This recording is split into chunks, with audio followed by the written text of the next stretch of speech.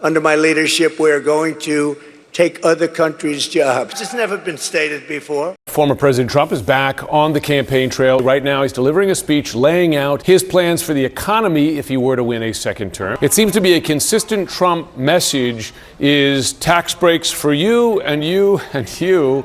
I wonder how he does the math on all that.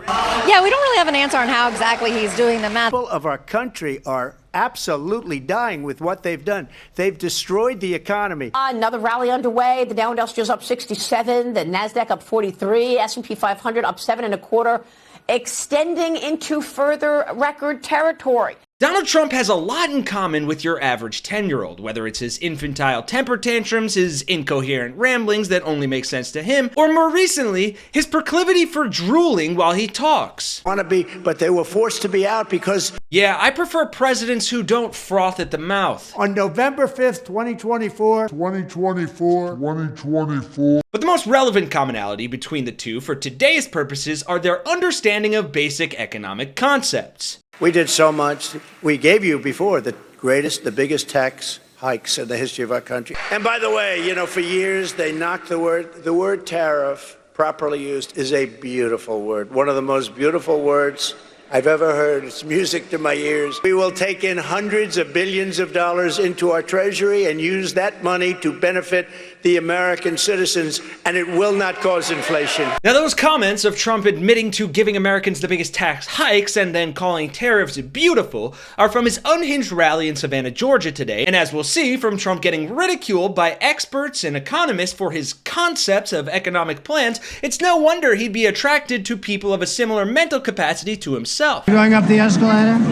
I'm going to be dating her in 10 years. Can you believe it? But putting aside Trump's Pedialyte tendencies, and given that Trump is somehow still trailing behind the infinitely more qualified female candidate for president by 9 points on the economy, we need to break down what Trump's policies actually are, which I promise won't take very long because they were clearly co-written by his 10-year-old girlfriend, as well as why he is currently getting brutally ridiculed on his incoherent concepts of a concept to help Americans lower the price of goods, and finally, the disturbing reality behind the economic policies that would actually be implemented under a Trump presidency. Namely, the policies of the true deep state puppet masters, the authors of Project 2025. And despite Trump claiming he knows nothing about it, the truth is their hands are deeply embedded inside his rectum, which is frankly fitting given that they and their policies are all massive pieces of shit.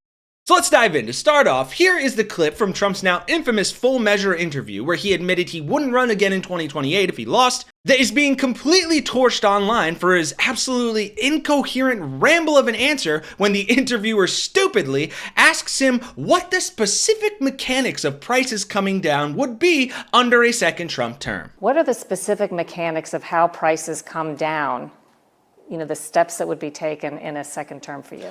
So, first of all, she can't do an interview. She could never do this interview because you ask questions like, give me a specific answer. She talks about her lawn when she was growing up. This woman is not equipped to be president. She's not equipped to deal with President Xi, who I took in hundreds of billions of dollars with him. One eternity later. If you look at the energy and I'm not just talking about cars, I'm talking about air conditioning. That's something, we can fix the gasoline situation. So much later that the old narrator got tired of waiting and they had to hire a new one. Do prices come down magically because it's not them? They come down with energy and they come down with interest rates. It's madness.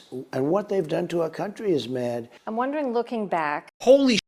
I cut that down from 5 minutes. No specifics, incoherent rambling. The man didn't even answer the damn question. So check. Part 1 done. Trump's economic policies are the exact same as his understanding of the economy, non-existent. Now on to the ridicule, with the internet rightly lighting Trump's dumb ass up by calling his answer straight up gobbledygook, giving me a great callback by saying if my 10-year-old gave an answer like this in class, he's getting a failing grade, calling out the mainstream media for not reporting fairly on how Old Trump cannot articulate anything on policy, and finally bringing it back around saying Trump whiffs on giving a specific answer here about lowering prices. He currently leads Harris on dealing with the economy by 9 points. The thought that bozo bankruptcy would run the economy better than any of his companies is insane. But don't take it from me. Take it from the exact people Trump and Project 2025 would have fired for their disloyal commitment to the truth.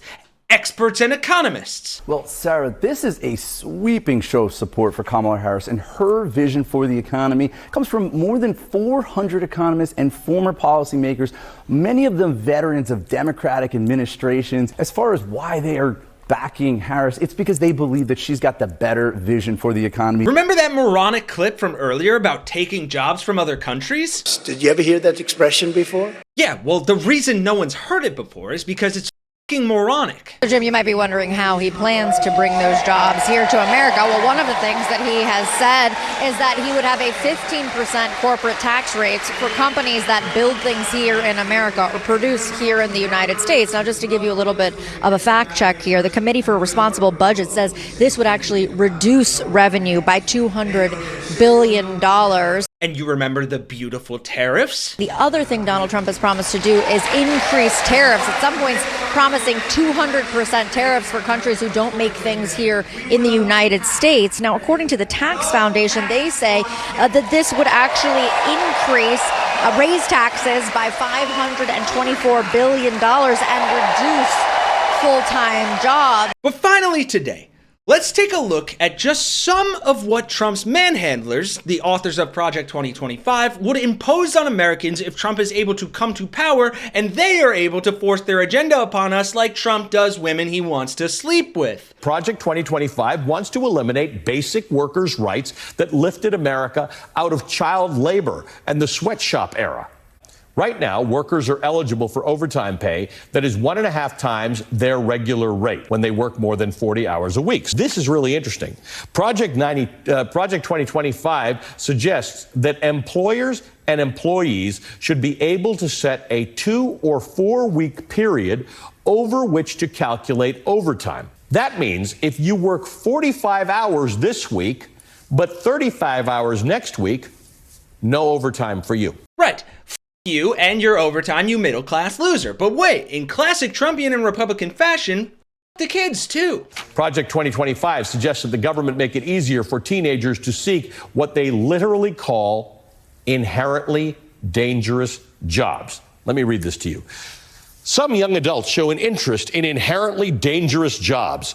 Current rules forbid many young people, even if it is their family running the business, from working in such jobs.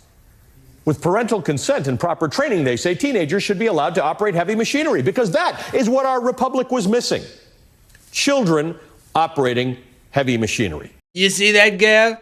She's gonna be working for me in 10 months. And while Trump disgustingly attempts to kiss this poor little girl, who I can only assume he referred to as that DEI child in the crowd at this rally, Project 2025 also has some pretty interesting thoughts about diversity in the workplace. Project 2025 also takes a strong stance on discrimination in the workplace. It is in favor of it. 2025 takes aim specifically at LGBTQ workers. It says the president should direct agencies to rescind regulations interpreting sex discrimination provisions as prohibiting discrimination on the basis of sexual orientation, gender identity, transgender status, sex characteristics, etc.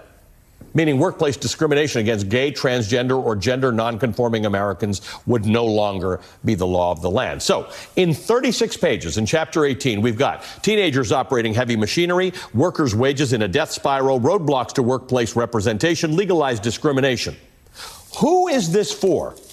Who does this benefit? Well, I'll tell you who the f*** it's not for. Americans. Because they don't want to go back. They don't want your 10-year-old understanding of how to bring down prices by making other countries pay more for things the same way you made Mexico pay for the wall. They don't want your child labor force handpicked from Epstein's flight logs to do God knows what for you at Mar-a-Lago, and they don't want to go back to some half-baked reimagining of the already failed policies of trickle-down economics. They want something better. They deserve something better. And fortunately, there is an alternative, and a promising one at that. They describe this as a stark contrast between failed trickle-down economic policies that benefit the few and the policies that provide opportunity for all. So how about this? How about instead of making America great again, we keep America not led by a convicted felon, serial adulterer, adjudicated rapist, alleged pedophile, dim-witted deep state puppet with too much orange bronzer. And if that sounds like something you'd support, hit the like button, subscribe to the channel, and stay tuned for more videos from Really American. I'm Kenny Hesse. I'll see you all in the next one.